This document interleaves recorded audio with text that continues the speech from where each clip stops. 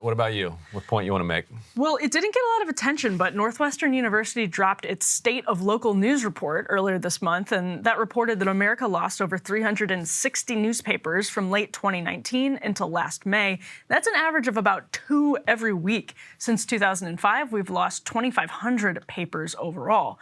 This is a market failure. People want affordable information on their communities, but rapid technological changes made that almost impossible for businesses to supply at sustainable levels. Now, as Northwestern notes, digital media isn't replacing those papers, and while some philanthropies have sought to fill the gaps, those efforts are leaving behind the same subset of communities. In the words of the report, economically struggling, traditionally underserved communities that need local journalism the most are the very places where it is most difficult to sustain either print or digital news organizations. The result is a glaring disparity that haunts our politics and our culture more than people realize. In less affluent communities, powerful interests face much less scrutiny, allowing them to more easily exploit people without fear of oversight from the free press. The sanctimony about democracy dying in darkness is fun to laugh at from self-serious celebrity journalists, but the problem is very real outside of our big cities. These blind spots are dangerous, and they fuel our political discord. Take recent explosions in national coverage of local school districts' curricula.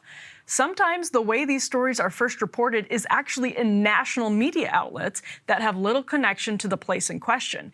They don't have a reporter at all of the school board meetings who knows the superintendents or the union leaders or the parents. They don't have a direct stake in the school either. When schools went virtual during the pandemic, parents seemed to be learning for the first time things local outlets might have actually caught had they been equipped with the resources to more closely report on what was happening. Social media platforms also vault local stories to viral reach, ripping them from their context and thrusting unwitting people into international controversies. So that's a problem too, but it's one for another show. Now, Northwestern's report notes, quote, the number of journalists declined in lockstep with revenue decreases by almost 60% from 75,000 in 2005 to 31,400 in 2021. They report, quote, 4 million people live in the more than 200 counties that have no local newspaper. More than half the counties, 1,630, have only one newspaper, usually a weekly one with a small reporting staff. Only 70 of these counties have a local digital alternative, and 2/3 of the nation's counties, 2,000, have no daily paper. Fewer than 100 of these counties have a digital substitute. Fewer than 100. By necessity, the report says, the main source of local breaking news for residents in many counties without a daily paper becomes social media or television stations, often located in cities miles away or even in another state. Northwestern points out that single newspaper counties in the West can encompass several thousand square miles. So while they may have fewer people and thus fewer consumers, they have an immense amount of literal ground to cover, which also makes it more difficult for consolidated regional outlets to be sufficiently thorough.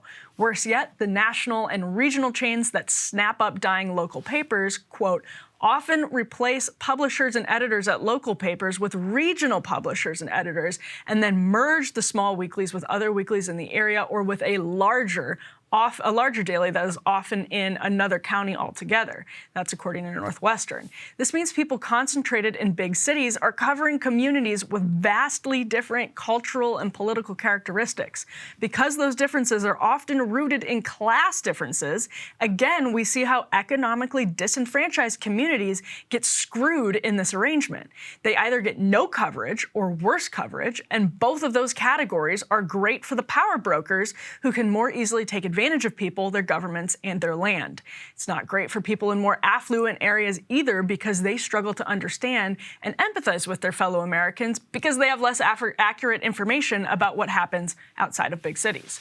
Now, when a coastal hedge fund disappears a rural paper mill, do you think they'd rather do it with or without coverage from a strong local news outlet? When a teacher tries to implement debunked curricula into their lesson plans, debunked or controversial, do you think they'd rather defend it knowing a local reporter will be at the meeting filing a story that parents around the district will read? A lot of people, especially conservatives like me, probably haven't been too sorry to see their local papers fold.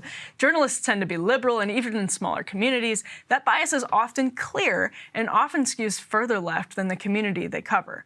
But biased news is still news, and we should prefer communities to at least know what's happening around them than allowing their government and business and faith leaders to operate in relative darkness. Plus, local journalists actually live and work in the same communities, meaning they're familiar with their subjects and actually accountable to the people around them, like other parents or their neighbors or even friends at the gym. You can't execute hit and runs as a local reporter quite like a national one, doing shoddy work than just moving right along. Local TV affiliates do what they can, and Instagram and Twitter profiles try to disseminate information, but that doesn't really instill fear in the hearts of powerful people quite like traditional reporting. Those same people also need safe places to air their grievances and whistleblow on things that their constituents care about, and places to share in communal successes too. But they absolutely need to be afraid, because without fear of oversight, they will abuse their power. Once again, the people who bear the brunt of that abuse will be those people who already lack resources. Right, of course, this makes sense from sort of a market perspective. Cable news is ripping us apart, dividing the country, making it impossible to function as a society, and making it impossible to know just what is true and what is false. But the good news is they are failing and they know it. That is why we're building something new, a new mainstream, a healthier one, something more trustworthy, something that we are going to need in one of the most pivotal times in American history. We are building up here for the midterms, for the upcoming presidential election, but we need your help. So if you can help us out by becoming a premium member today at breakingpoints.com, we're trying to change America for the better and the entire world. So what are you waiting for, guys? Go to breakingpoints.com and sign up and help us build a new mainstream.